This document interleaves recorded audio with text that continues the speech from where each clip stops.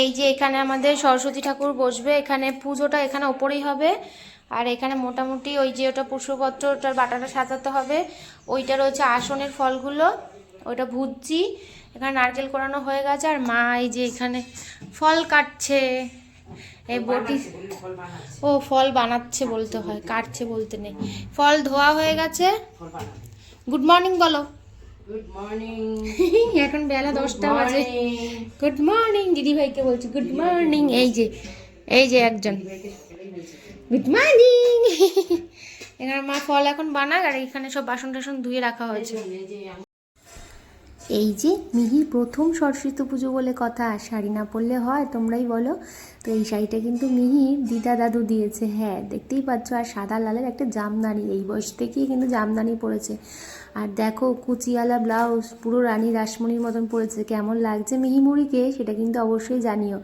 আর দেখো দাদা কিন্তু ওখানে ধরে আবার দাঁড়িয়েছে, মানে আমার ভাবার কথা বলছি, ওকে দাঁড়িয়ে আবার বলছে একটু ফটো তোল। আর এইখানে হচ্ছে এই যে আমার ছেলে, মানে মিহির দাদাভাই আর মিহি এখানে জানলায় বসে ঠাকুর পুজো দেখছে। আর এখানে ঠাকুরমশাই চলেও এসেছে, এখন পুজো শুরু হয়ে গেছে আমাদের।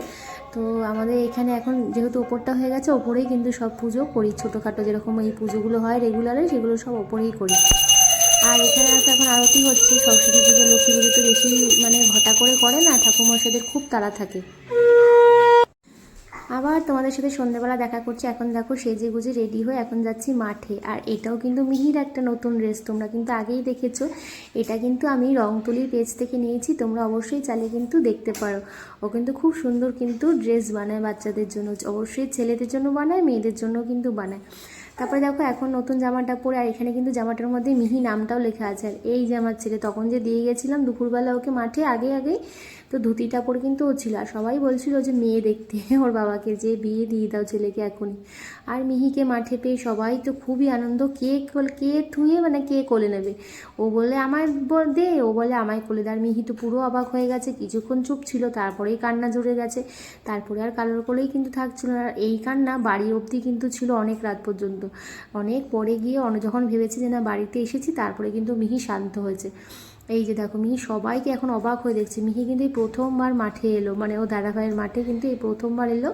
ব্যাস এসেই তো আমার তো ওকে কোলে নিতেই হয়নি, ওই কিন্তু ঝাপাঝাপি করে কিন্তু সবার কোলে কিন্তু ওকে নিয়ে, ও বলছে আমাকে আগে দে, ও বলে তুই তো নিস, আমাকে আগে দে। 10 মিনিট, কেউ বলে 5 মিনিট। আর দেখো মিহির সাথে ফটো সেশনও করতে কিন্তু ওরা চালু করে দিয়েছে, বলছে ব্লগে কিন্তু আমাদেরও কিন্তু একটু দেখাবে। আর প্রত্যেকবারই যে এখানে না মাঠে কিন্তু প্রোগ্রাম হয়, তোমরা জানো না।